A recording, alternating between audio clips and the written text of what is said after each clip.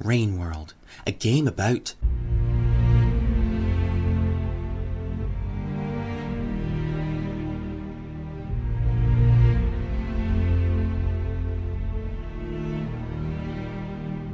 What? It is? No, look!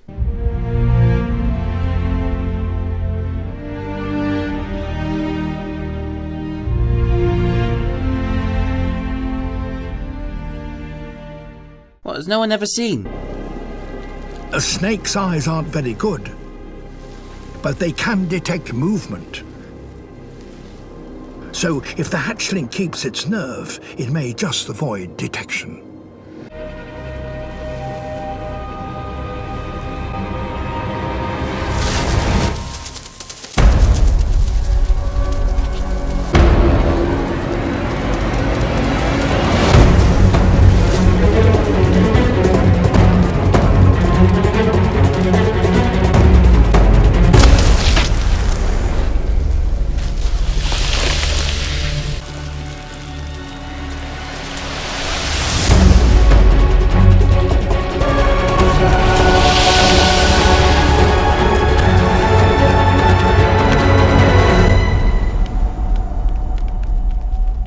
A near miraculous escape. What's a snake?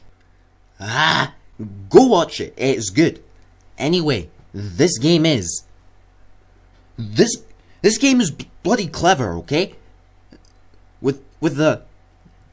And it's... There's... Huh? What are you doing? What? I'm doing the thing. You're not meant to be here recording the thing. You can't do it. I can do it. Just... This is my job. Let me try. Come on, do something else. Come on. No. Out with you. Oh, but... You tried, okay? You tried. I wanted to do it. I'm a capableness. Right. Now that that's done with, let's yeah. So, Rain World is a game about living in the wild, hunting prey, being prey, living. And it all revolves around a procedurally animated, physics-driven, and completely dynamic ecosystem. And it is your job to simply be a part of this world, split into over 1,600 rooms, might I add. Whoa. What? Just slow down a bit. Why? Well, you're talking about all this stuff, and it sounds a bit like bollocks. Well, what's bollocks about it? What? It sounds a bit too good to be true. Well, Something smells dank. well, I've been playing the game, and I'm telling you, See, I'm telling you right now, it's in there. Okay? I don't just believe things Yeah. when I hear them. Okay, then I've let never me seen nothing like explain this it. in the game before, okay? It I'm sounds working- like rubbish. Okay, then let me explain this to you. Let me do my job, Fine, and I'll show fine. you Go how it ahead, works. Go ahead, but doesn't mean I believe you. Yeah, well, at least quit breathing don't. over my shoulder. So as I was saying, yes, this is over a 1,600 room large world, and this is what a room looks like on the map. Some are bigger than others, but that's the average size. So yeah, it's pretty big, that. It's got some size to it. It's big, you know? It's, quite like it. It's pretty cool. What's that? You play as this thing, and its story is basically... Oh God, it's gonna fall! Baby! Oh no! The baby's gonna fall! Hold on! No! Hold on now! Oh no! What are you doing? Everything! This is an absolute disaster! I'm gonna cry! Man.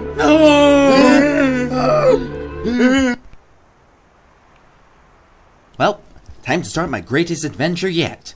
So basically how it works is you have a few rules to follow. Eat and sleep. Simple. And there's all sorts of things you can consume, varying from fruits to pretty much anything that's smaller than you. And once you're full enough, it's time to find one of these bunker thingies and pass out for the night. Checkpoint. Just make sure you do it all before the day is out. Why, you ask? No? Good.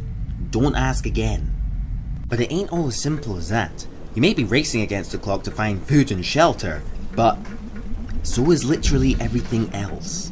The world is inhabited with so many breeds of creatures, ranging from odd lizard-flower hybrids, I call them flozzards, big phantom crowbird things, I call them fat crows. We got these scabby monkey things, I like to call them stankies. There's all kinds of stuff, and they all behave in their own way. Flozzards are lone wolves who like to fight each other over food. Fat crows like to swoop in on their prey using the element of surprise. Skankies...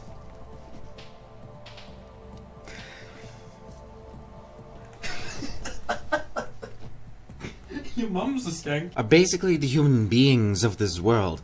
They seem to have their own personalities as individuals, although they all work together. Unlike the actual human race. I'm so good. They're probably my favorite creatures. Some will attack you on sight, some are scared of you, some are fascinated by you. They're so cool in terms of AI. All the wildlife are. And there are so many of these things, big and small. I could go on all day about them, but I'd say you're better off discovering them yourself. And what I find truly amazing is how everything interacts with each other, plants and animals alike.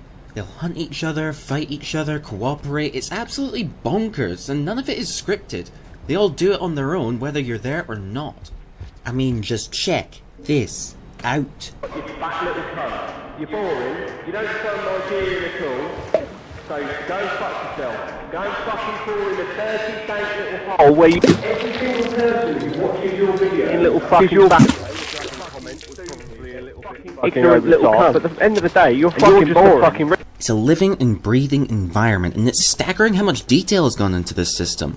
So we've got our massive world, we've got our rules of life, the inhabitants. So, what about this ghosty cat thing you play as? A goat? It's a slug cat. What? Its name is called Slug Cat. It looks like a ghost. No, come on. I did my research and the developer said it was a slug cat. Looks like some you can't just cat call these thing. things whatever you want. It's ridiculous. It's a slug cat. So we have our glug here, but what does it do and how does it work? Well, this fellow is a very nimble figure. You'll be relying mostly on your ability to climb and squeeze through narrow passages to avoid predators. Most of the time you'd want to rely on stealth to get by, as I wouldn't recommend fighting what's bigger than you. While it is possible to kill just about anything, the odds just won't be in your favour. Especially when Fat Crow gets involved. So in which case you gotta be resourceful. And this is what I love about this game. It's a survival game without inventory management. Give it up. That's a pretty good idea. Right. You like the sound of that. When you like the... Whoa. Now wait just a minute. What's the matter with you? Be quiet, okay? Mm-hmm. Tell me, how exactly does that work? Well, that is simple. You are able to carry up to 3 things at once, using your left hand, right hand, and your mouth. Or stomach, or wherever this thing stores it. But the essential idea is everything you can pick up will have its use. You don't craft anything, you don't build stuff, you just make use of the environment as it presents itself. For example, these plants here work like firecrackers to scare predators away. This metallic stick can be used as a weapon against predators and prey alike, or if you're clever, use it for climbing instead. Everything grants you their own unique advantage once you figure out what they do and how to use them. And this does include animals smaller than you, or roughly the same size. Hint, hint. The controls are very physics-based. You must pay attention to how you control your glug. Otherwise, you're gonna have a bad time. If you button mash too much, you'll find yourself flopping about the place like... You need to take your time, keep calm, and make calculated, controlled movements in order to increase your chances of evading pursuers, and, you know, efficiency in general. And I find it to be a pretty clever balance because the game puts you on edge when something is after you, so it somewhat becomes this psychological challenge. You mustn't panic or else you'll stumble and trip, and I appreciate that about the physics. Calm equals precision. But speaking of precision, well, this is a 2D platformer which requires a lot of precision to survive.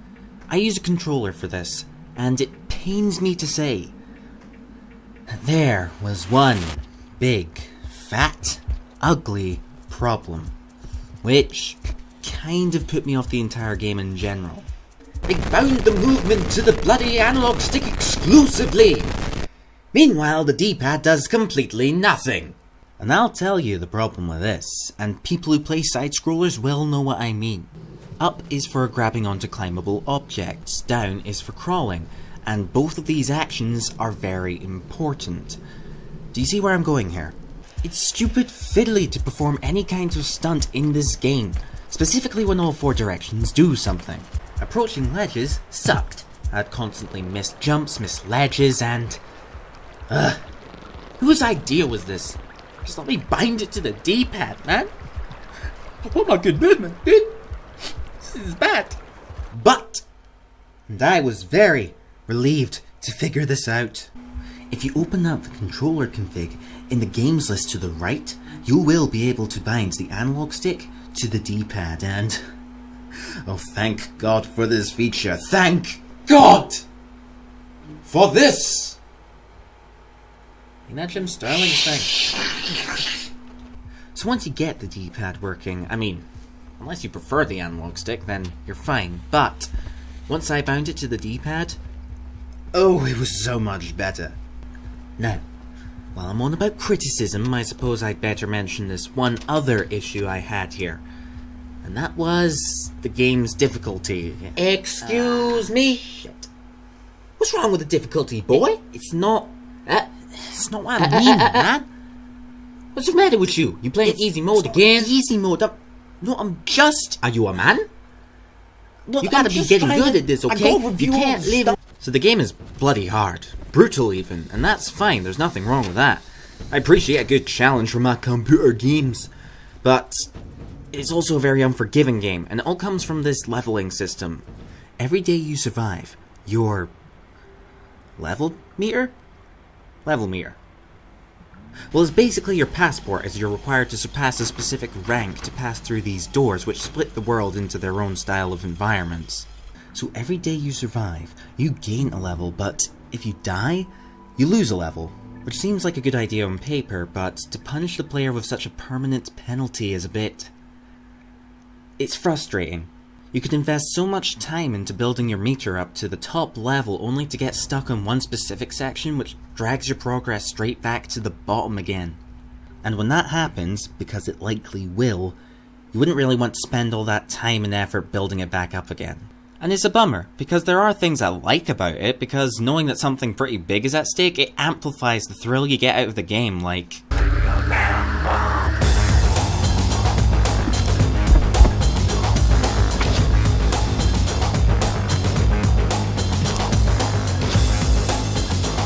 But then there's always that moment when you die, and you can't quite help but... Do you honestly think you're fucking funny, fucking with my friend? Seriously. You're a fucking ugly little cunt, mate. If I ever see you, I'm gonna fucking split your fucking face wide open, yeah? You're a fucking angry little fucking bastard. Although I think I'm best just giving you this one hint, just to save you a headache.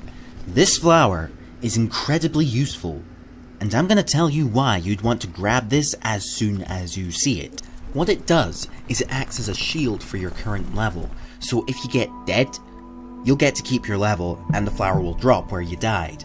It also shows up on the map, so you know where to reclaim it. It softens the blow a fair bit, just don't expect it to ensure you the entire way. And that's where this other issue comes in. I didn't know about this plant, just like I didn't know about near enough anything in this game. You're told nothing other than, "You're hungry, find food," in the beginning. You're shown only a few of the game's basic controls, such as picking things up, throwing things, eating food, and simple maneuvering in general. Then you have this one cheeky shit who hints at specific thingies with projected images and stuff. But it's never 100% reliable. I mean, what exactly is this supposed to mean? What they don't teach you, or even give so much as a hint at, is...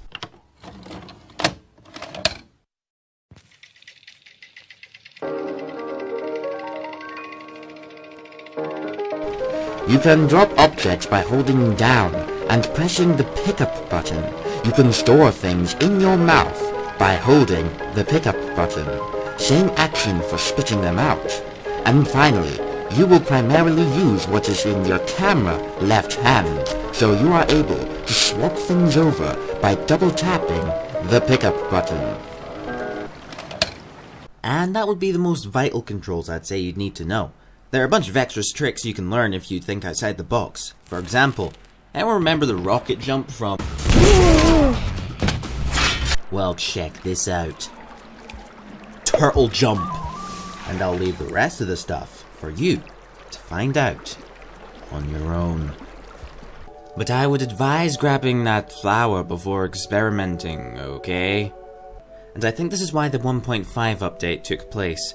It introduced 2 new difficulties, or playable characters rather. The Banana Cat and the Devil Puss. So Banana Cat, or Banana Cat, requires less food to hibernate. Still don't ask me what happens if you don't hibernate, okay? That is top secret business, and if you dare ask any questions about that, because it's a very, very big secret, you do not need to know. You will find out when you play the game. Yeah, and it also automatically drops the shield flower on death, whether you have it or not. And Devil Puss, or Deuce, requires more food, but it can now holster sticks, meaning you can carry up to 3 items and 1 extra stick to go with that.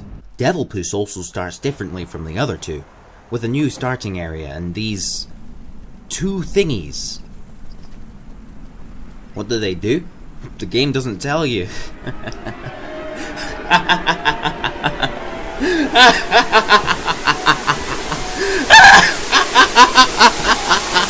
Oh yeah, and you also need to unlock the Devil Puss. How did I do it?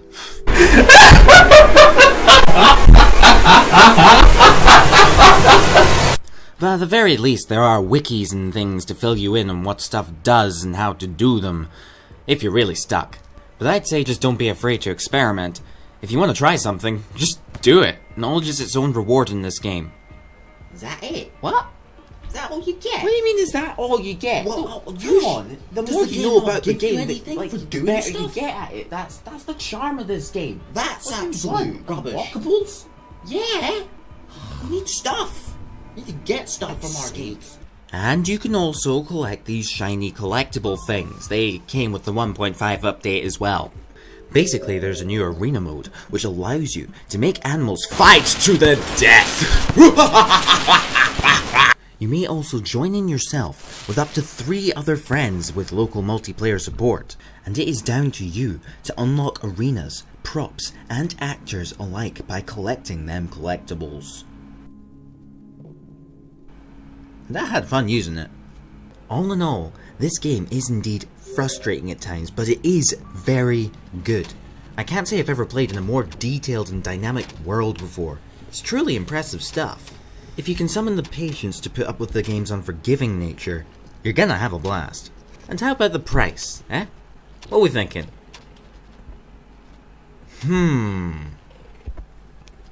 Well, I can tell you here and now, you're gonna get a lot of content for this price. It's gonna last you as long as you remain interested. I put this much time into the game and I'm still learning and discovering new things. It's brilliant. Although I get my games when they're on offer, and I got this for about half this price, and it's definitely worth that. So here's what I'm thinking. If this definitely sounds like your jam, go grab it. You'll get your money's worth. Although if you're unsure, wait for the sales, and boom. You got a grand title on your hands. So in which case, Rain World can have a good ol'... Okay, let's do it.